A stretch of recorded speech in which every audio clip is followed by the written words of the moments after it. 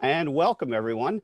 Thank you for joining us for our panel today, Collaboration Tools in VR, Developing Virtual Creativity in the Age of Social Distancing.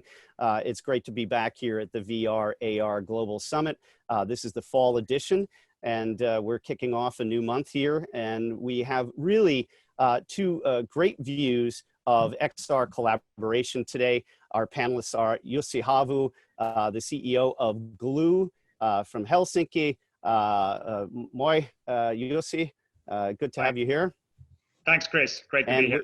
And we also have Kira Benzing, who's the director-producer at Double I Studios. She joins us from New York.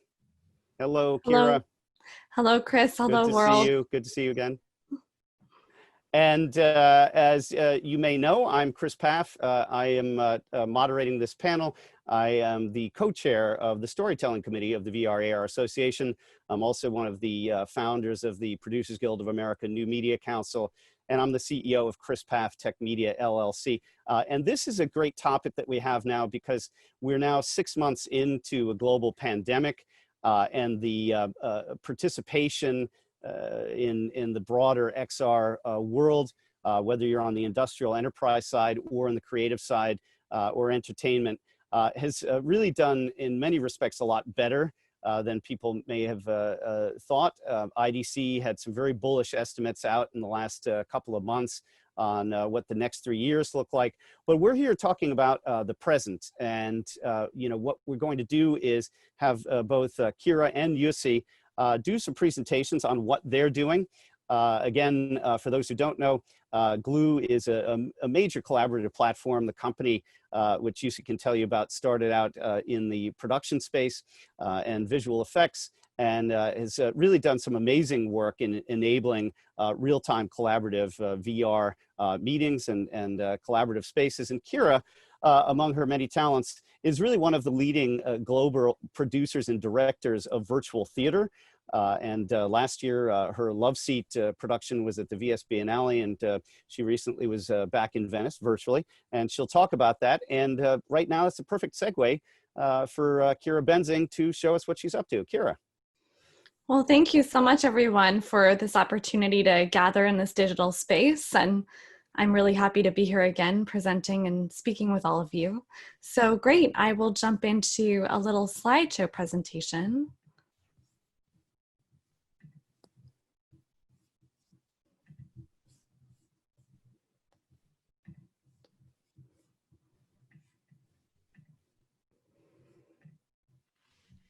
So I'm the founder and director at Double I Studios, and yes, a virtual theater director, as Chris is saying, of some of our latest work. I've also worked volumetrically.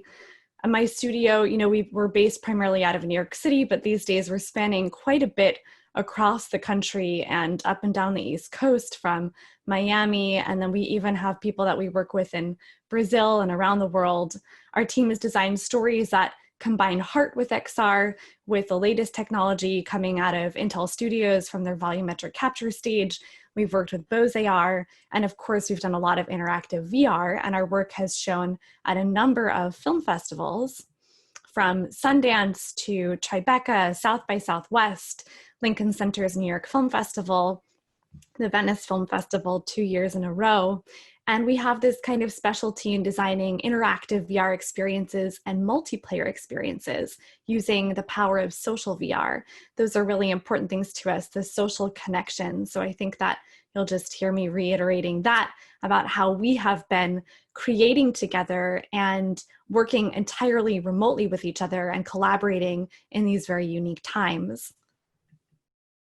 At the heart of all of our work, what really matters to us, this kind of the stuff that beats inside of our productions, is first and foremost the social connection. We want to make it a collective experience about the community. We have, of course, designed solo, sort of individual, sort of siloed experiences, but we also really believe in bringing the community together. So in the last several years, a lot of our work has been around interactive social experiences. Emotionally driven content at the heart of our experience. We really want our audiences to experience a wide range of emotions in a way that's completely thought-provoking, but also something that they can engage with and have a lot of fun. And last is this kind of wow factor, the unique and unexpected. We really want our audiences to have a one-of-a-kind experience that they can't have anywhere else. And so you see in this image, these are two of my actors, Jen Harris, who originated the role of Abby, and Jonathan David Martin, who originated the role of Bruce in our production of Love Seat that we premiered at the Venice Film Festival last year. And so in these two productions that I'll talk to you a little bit about, Love Seat that was at Venice last year, and our latest production, really our goal has been to merge VR and theater. And this started with our research that goes back to our work with High Fidelity, where we were working with this incredible social VR platform. It was a platform that enabled people to build their own worlds, to come together, to play games, to have fashion shows. And we started doing some work with live performance and with actors that started with an initial case study and internal research with them. And then that grew out to actually doing some live performance work, and then a paper that we actually presented at Yale. And what's really been important in the work that we've been doing is how do we create a meaningful experience for the live audience that is there? And what can we do when we have everyone gathered in this social space? What are the expectations that people have? How do we test their expectations and the boundaries of this form of social connection? How do we have presence? So last year we premiered this production called Love Seat at the Venice Film Festival. We were able to gather up to 50 people live in Venice, and then another 25 people live virtually that joined us from around the world through the High Fidelity platform. And then we showed screens between those two environments to each other so that the audiences could actually have some form of connection with each other and acknowledge each other's live presence. And so, of course, I think that we can grow these social worlds in the future. We know that a lot of them cap at a certain number, but this is just the beginning. And I think there's so far for us to go in these social virtual worlds. And so our latest production is Finding Pandora X. And I thought I'd just take you inside a little video that would show you what this show has been about. I can say with a lot of pride that we did just win Best VR User Immersive Experience at the Venice Film Festival. And let me show you a little video of that production.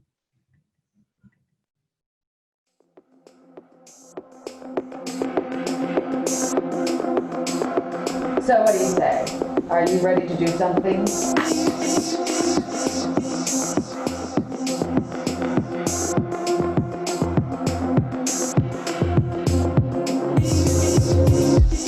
Now remember, Zeus is a little temperamental. We have to approach with caution.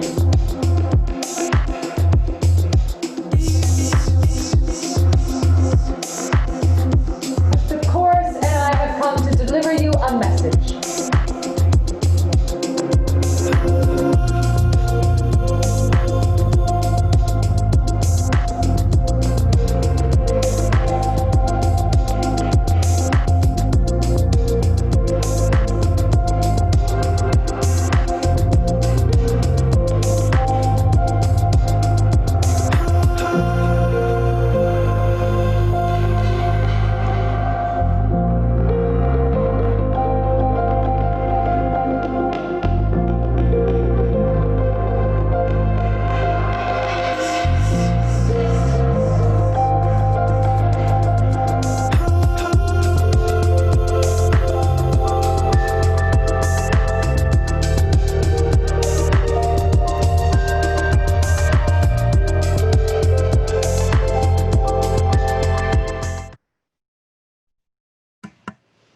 So that took you a bit inside our very action-driven experience. It's funny, after my editor finished assembling that trailer for us, I realized how much our audience is just running and moving through the story.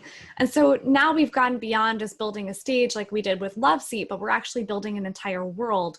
So this is an image from sort of seen through the light forest of our world, this story world, and the audience is incredibly adventurous, and they're taking a lot of risks throughout the show and working together to solve puzzles collectively.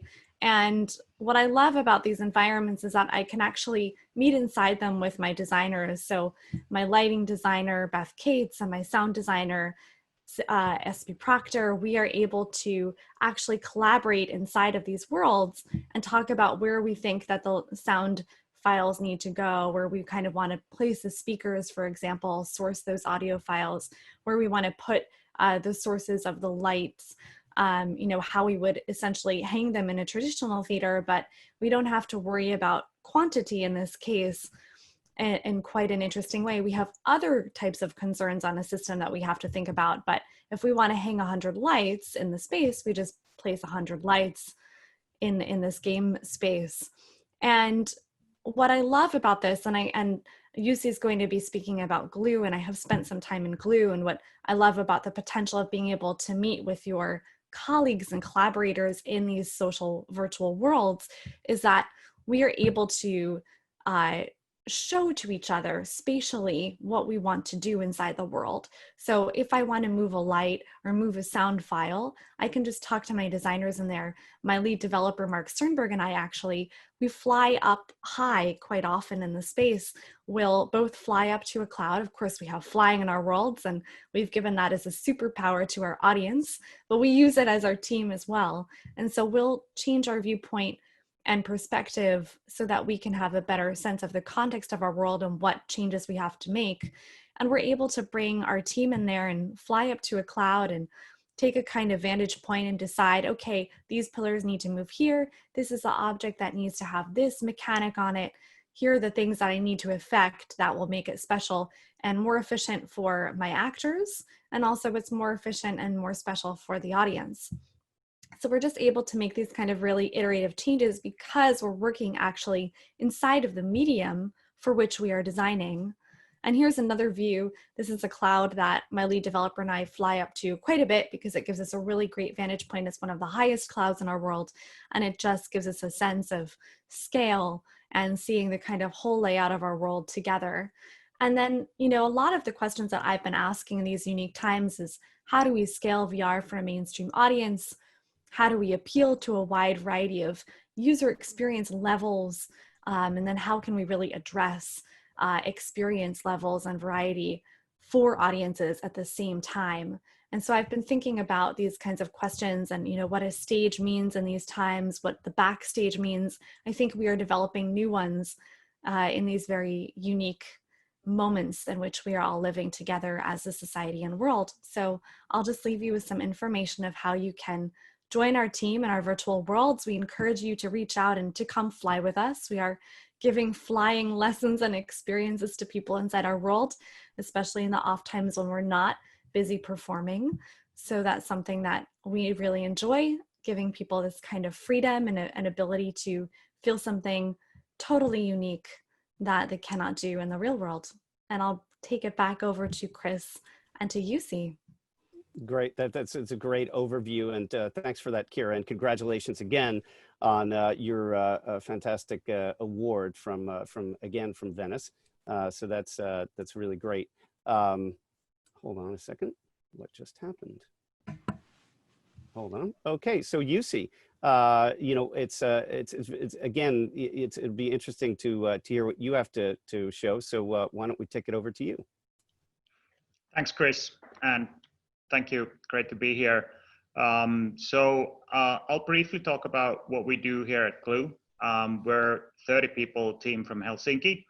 And during the past 5 years, we have been building the Glue platform, the universal collaboration platform, which is a virtual extension of your workplace where dispersed high performance teams come together to learn, share, and create and plan. And actually our journey began already 15 years ago. The team has extensive experience in CGI, graphics, and 3D modeling. And we're combining that with some game development skills and the cloud computing expertise to put together a platform that scales for enterprise remote collaboration use cases. And here we go. So the mission that we're on, which started around 5 years ago, is to help people and teams around the world to collaborate in more human, more productive, and more sustainable ways. Before the pandemic hit, obviously, there were a lot of business travel ongoing, and sort of the founding idea of Glue was to make it easier for people to collaborate in a similar way as in face-to-face settings. And this sort of problem is kind of known to every business person around the world. Success in modern business is based on collaboration, and face-to-face meetings are often seen as a superior form of that collaboration. But in these times, they are difficult to organize. They take time, they're time consuming, and many times inefficient, but they've seen as superior because of the level of engagement that you can have in those interactions. And that's sort of what's currently lacking in today's screen-based remote collaboration tools. You can obviously get an eye contact of some sort, and you can also see each other through video in these screen-based collaboration platforms, but it lacks true level of human presence and also the co-creation tools that we are used to work with when we are in face-to-face meetings in meeting rooms. And this is what we're solving here at Glue. And to solve that problem, we have focused on 4 key elements of the platform to create the same feeling as in face-to-face settings. First, the human presence, true presence, that you feel that you're in the same space, similar as in physical space, but in Glue you're there in the virtual space. Then the other element, to have the effective co-creation and collaboration tools, we're offering complete comprehensive set of tools which we have built as part of the platform. And also in upcoming versions, we're providing the most used productivity tools from the third parties to help you to work with the workflows that you have gotten used to. Customizability, that's also an important area that we're focusing on. Each interaction in face-to-face meetings in settings is a little different. There are, of course, similar use cases, but people want to bring their own content in there. They sometimes want to have the environments to reflect what they're doing. They want to build custom interactions in the environments, similar to what Kira and the team are doing on the creative side. And these are the type of things that we enable to be built also on top of the Glue platform, taking use of the presence and the collaboration tools that we have built as part of this. And of course, the 4th element, which is probably the most important in the enterprise setting, is that everything, the communication that takes place, the platform is secure and scalable and meets the needs of the most demanding enterprise users around there. So that's a short intro to what we're doing. I'll also share a quick video to show what the collaboration on the Glue platform looks like.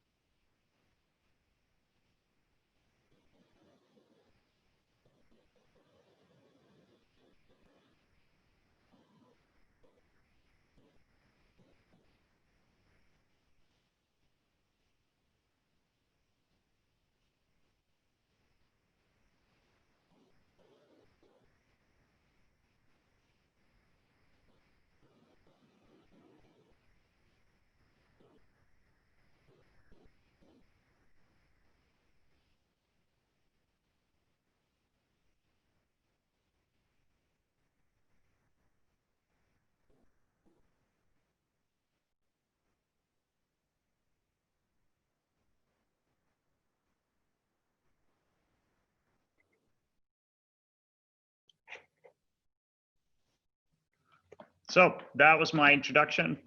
Let's continue to discuss the area. Great. Thanks for that again. And for those who are worried about no audio, it's the visuals that count, ladies and gentlemen. And you can go, of course, to glue.work to learn more about that. So let's stay with you, Jussi. We're in an interesting position right now. Again, as I said, we're 6 months plus into the pandemic, but we're now in this back to work new season time of the year. And of course, that's usually when physical spaces are re-entered for education or for work. And, you know, we've seen and heard of various Fortune 1000 firms trying to more seriously deploy, not just experiment with XR. Recently, UBS experimented with its London-based traders using Microsoft HoloLens to create a virtual trading floor. They've considered setting up screens on the trader's desk to encourage a greater co-worker collaboration. Do you see more Fortune 1000 firms that are moving toward your platform and others like Glue? Yeah, so I think there are a couple of things going on in the market. Already before the pandemic, there were kind of three main trends that were kind of supporting adoption of these type of platforms. First of all, the technology in general, in the hardware side on the VR, has come to the kind of level where these type of experiences feel great and actually can deliver the right type of experience. Most recently, Oculus Quest 2 is taking that even further. And particularly the economic side of things for businesses, kind of the overall cost of these solutions is important. And before the standalone devices hit the market, one had to use a standalone one had to use a VR headset plus separate PC, which actually has to be a quite powerful PC. So there has been a 5x reduction in the overall investment for just the hardware, which has allowed these experiences to come together. And then these trends that have been in the corporate world, agile methodologies, driving number of meetings in the organizations, as well as popularity of remote work. These have been kind of pushing already these type of platforms to become popular. And now the pandemic have really accelerated all the things that has happened. And what has happened during the last 6 months is that initially when the pandemic hit, there was a lot of shock. Obviously, people were taking care of what happens in their businesses. And now that it has started to become a new norm, we have seen a shift in thinking of large corporations that they are actually now have set internal organizations to look for a solution, evaluate different platforms, and then make decisions about taking use of these type of platforms in a more scalable way. So that's my view on what's happening at the moment.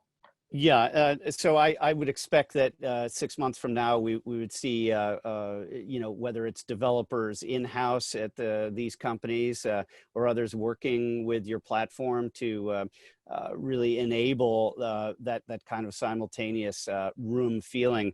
So Kira, you know, again, kudos, finding Pandora X, as you mentioned, won Best VR Immersive User Experience at the Venice Film Festival, which was done, of course, virtually this year. And the production combined, of course, both live performance and VR and builds on your success last year with that experience, Love Seat that I mentioned. Talk about how you used collaborative tools kind of in the start to finish to build the story world of Finding Pandora X. And of course, we saw some of that in what you showed, but you know, I'm curious, since you mentioned the idea of having your lighting designer, your sound designer, presumably, you know, of course, any run-throughs you'd have with actors and performers. How does that really, you know, change the whole design landscape to have this kind of virtual collaboration in a virtual production? Our team works in a really iterative way. And so, you know, we will start with even just basic mountains to represent Mount Olympus, really basic building blocks, so that we can get a sense of layout and scale and what amount of time it's going to take for our actors to walk through something and our audience and players to walk through something. And we are bringing as many of our designers with VR headsets into that virtual collaborative space together.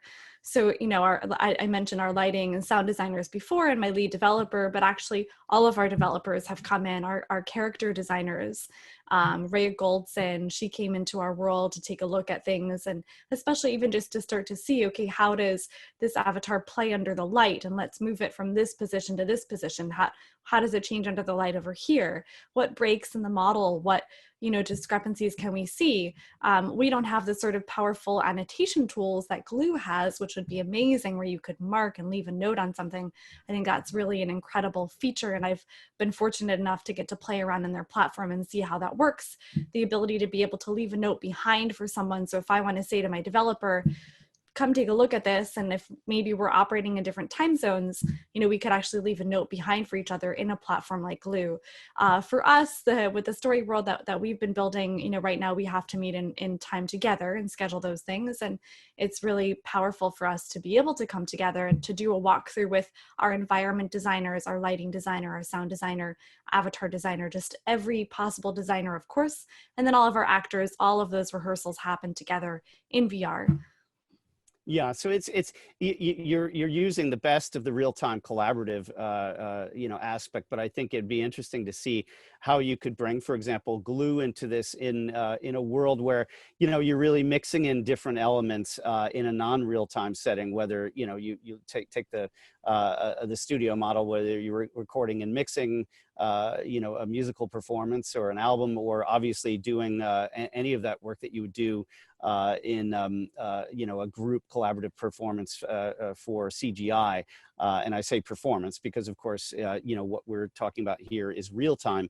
And it's interesting because I think that we're seeing people look at this as the new normal, which is, I hate that term, but what applies here is the idea of people becoming that much more comfortable with the shared experiences. Jussi, you mentioned we're staring at screens all the time, but the idea of being immersed as opposed to even having this kind of a Zoom call. And you've developed some interesting new spaces, Jussi, with names such as Boardroom, which is actually much hipper if you go to their site than it sounds. The Scrum Place, right? And then my favorite is Clarity Island. How do you see customers gravitating toward virtual conference rooms, open spaces, and breakout rooms? And I'm just curious about that. Yeah, I think these are purposeful designs and templates. So the way we are working is that we provide a number of different space templates, which are suited for certain or several different use cases. So these that you mentioned, Boardroom, of course, the name says a lot. Obviously, executive presentations, which take place in one big room where different participants come in and present and go out. We built there a room audio isolation capability so the boardroom itself cannot be heard outside, and the other participants who wait outside can wait there, and then once their turn comes eventually, then they are invited in, and then they do their part, and then go back to their own schedules.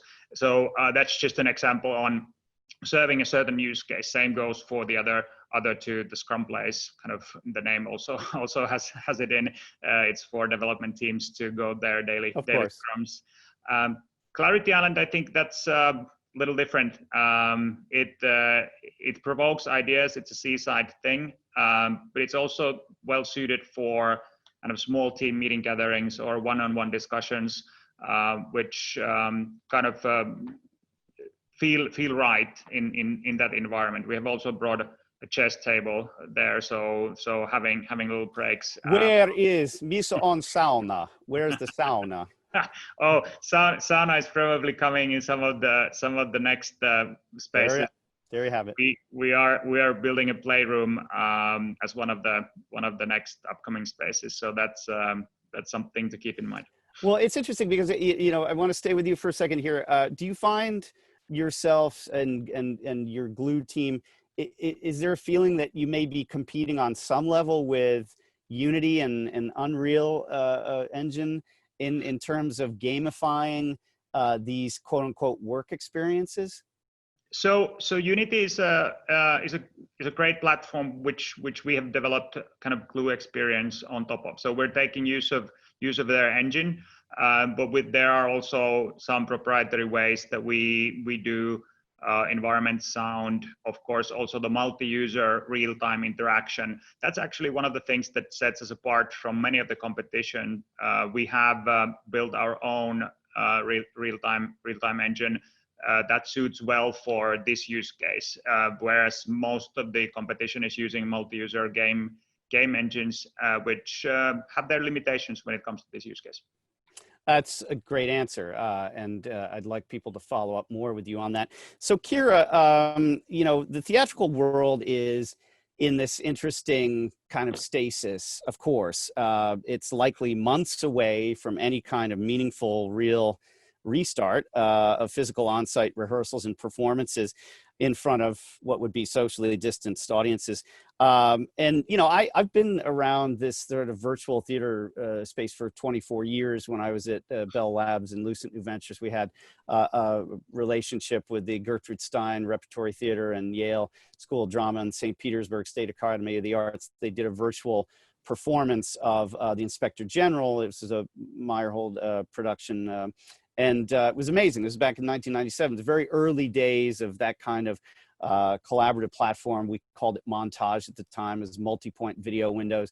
And one of the things that was interesting is the tension that was created then and working with delay. But, you know, are you finding yourself having to train theater professionals to be kind of virtual real-time performers and even artisans as well? Absolutely. We are bringing a lot of professional theater workers over in to our virtual world. Welcome. There's space. Come join us. Anyone out there that does theater. We have trained stage managers. We are training actors all the time. And now, because they are completely remote from each other, they're actually becoming their own technologists in a way. We would normally do this for them. You know, when you saw the production of Love Seat, we had a dedicated technologist, a tech producer for every single actor to monitor their cords, to make sure that their computer was operating efficiently. If one piece of software in the chain crashed, that would cause a chain effect with everything else. They were monitoring all of that. Now our actors have to do that. So HP partnered with us for the last two productions, for Love Seat and for Finding Pandora X, and they were able to ship headsets, HP Reverbs, out to our actors so that they could actually empower themselves. And I think that's how we have to look at it. We're in a really unique time where maybe we're used to having some technician just do something for us at an office, but actually now we're booting up the virtual office ourselves. We're booting up the virtual rehearsal space ourselves. And that, I think, is not something to be looked at with trepidation, but actually something that's empowering. We will grow, our societies will all grow a new set of skills so that we can join and feel a sense of presence in these spaces. I really see, and this is the follow-up question, I see you and Double I Studios and your colleagues essentially enabling the restart of global theater through this kind of training of teams and productions, even theater companies to learn how to get back together virtually. And kudos to HP and the likes of HTC Vive to do that. Is that something that you see as a potential business model here? I think so. I think that there is a huge amount of workforce that can step over into the virtual world. I mean, we have created many different roles. We're wearing a lot of hats right now in our production, playing ushers and helping people get through tutorials and just basic training to get through the kind of early setup of, how do I run a headset? We've actually had people that wanted to see our show that went out and purchased a headset just to watch our show. People coming absolutely not from a technical background. And I thought that's really amazing. We have a chance to grow our audience as well as bring over more professionals. And, we really need a lighting board operator. That's something that our team was handling, but it would be great if we could bring more and more people over from the traditional theater world. Yeah, this is great. And I really do see, I'm not here to do matchmaking necessarily between you and Jussi's team, but I think that has to happen. So Jussi, let's jump back to you and another tremendously innovative Helsinki company you work with is Varjo. And it would seem that their photorealistic resolution, which for those who don't know enables 50 pixels per degree, the ability to see shadows, reflections, clearly read text, I would think that's a natural for virtual collaboration. Do you see that what you're doing with Varjo is kind of really hooking people into that kind of world? Yeah, I think it's a great company. The whole founding team used to be my colleagues at Nokia and Microsoft. I know them very well, and of course, if you look at what those guys have done, they lead the pack on the resolution, kind of highest quality device out there, both for virtual reality and mixed reality. And if you think about the future where this is going, at the moment, of course, that type of experience is at a very high price point, and that kind of isn't factor in terms of mass market adoption. But for the use cases that those guys are working on, I think it makes sense.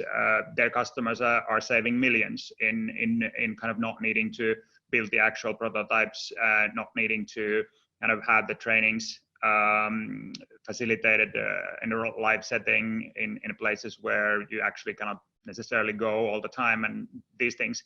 When it comes to collaboration, that definitely sets the kind of level of experience for the mass market in the future as well. We are very much seeing that these type of experiences that they are delivering on their headsets will become standalone at some point. The edge computing and the cloud computing development will go towards the direction where it's allowing high fidelity photorealistic experiences to take place in the smaller and lighter weight devices, and that's definitely the direction where we're heading, and we're glad to see Varjo kind of showing the way what's possible. Yeah, it's great. And this is a question really for both of you, and I'll start with you, Kira. Big announcement last week of the Oculus Quest 2 at the Facebook Connect 7.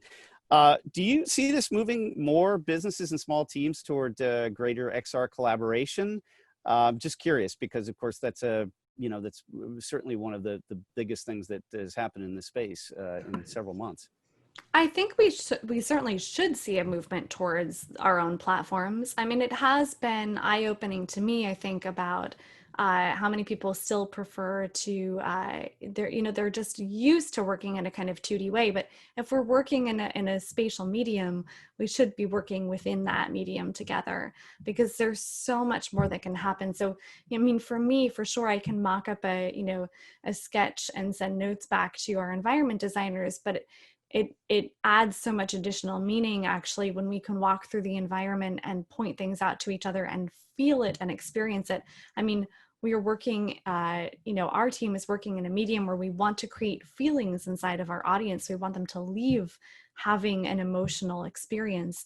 And I feel like we can't possibly achieve that if we're not inside the world experiencing and testing it and pushing it and brainstorming within that actual space. It just gives it so much more nuance and detail and ability, I think, for us to, in real time, point these things out to each other the way that we would in a certain gathered space if we could all meet, for example, right now in New York City or in Helsinki. But of course we can't. So to me, this just accelerates the potential for what virtual collaboration can be, and I think will become a long part of our ongoing future as a society. Yeah, well said. Jussi, your thoughts on Oculus Quest 2? Yeah, we were actually fortunate to receive that device already pre-launch to test out how it performs on Glue, and the results were great. We were, of course, the device itself has 50% more pixels, but it was doing double the frame rate versus the first generation version, and with the less CPU consumption and GPU consumption. So it's clearly an improvement. And as I said in the beginning, this is one of the things that unlocks the mass market use cases, and the price points that they're bringing this on the consumer side for kind of the use cases that Kira is looking. I'm definitely saying that it's gonna grow the market. Also, the enterprise version, it's very affordable, cheaper than the highest end smartphones, which which is kind of unlocking the business case for corporate users. Yeah, and that's a really great comparison. Thank you for saying that, because there's been some grumbling about sort of the add-ons, and I think even at $700 or $750, yes, it is less expensive than your higher-end Android or iOS, be iPhone, Right. folks. That's right. But yeah, and I think you're absolutely right. So I have my own opinions. You know, I certainly see for collaboration, it really ups the game in terms of quality. I think the brand speaks for itself. I think it will certainly push people, and if they want to go higher, great. You know, there are devices for that. But I think it's in totality, it's a great thing for collaborative production. So Kira, you know, one of the things that's interesting about the work that you've been doing, and I think particularly recently, since, you know, we have been virtual squared, if you will, with the pandemic, do you see your work in XR collaboration as being part of a new workflow, if you will, for the theater itself and for creatives? That's a great question, Chris. I mean, definitely it's a workflow for our team, and it keeps evolving. You know, and there are moments where we have to meet also via a digital flat two-dimensional screen. We do that, you know, a lot when we're reading the script and running lines. That's still something important so that we can have our script in front of us. That's not an easy thing for us to carry around in the virtual space. But you know, for us, we moved into collaborating in the virtual space quickly, and that's something that we love to do as a team. But of course, we've also had accessibility and a knowledge base that enables us to move into that space even before some of these platforms existed. You know, we were able to run, you know, basic multiplayer networking. So that's just a little bit different, I think, as a kind of skill set, and having a kind of technical background that perhaps the rest of the theater industry doesn't have, just because that's not part of their language and traditional skill set.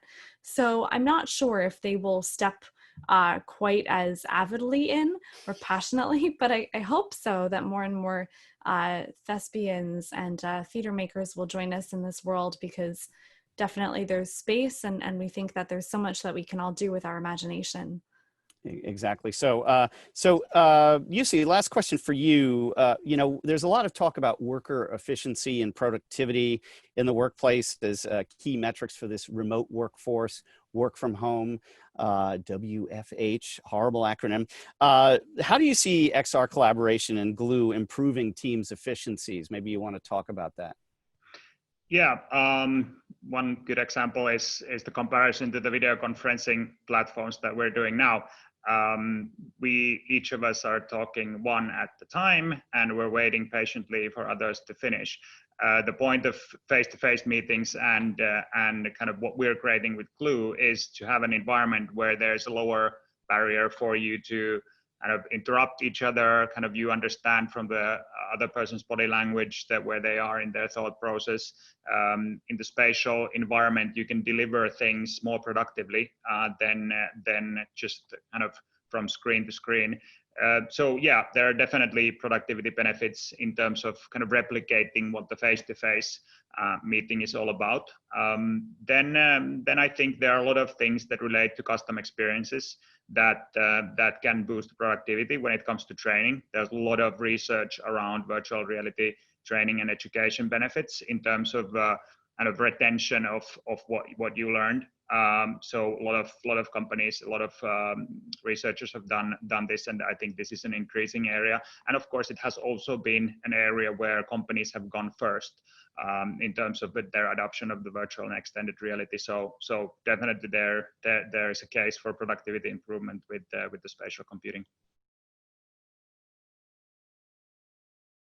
Chris, you're on mute. Yes, first time I've done that in a long time.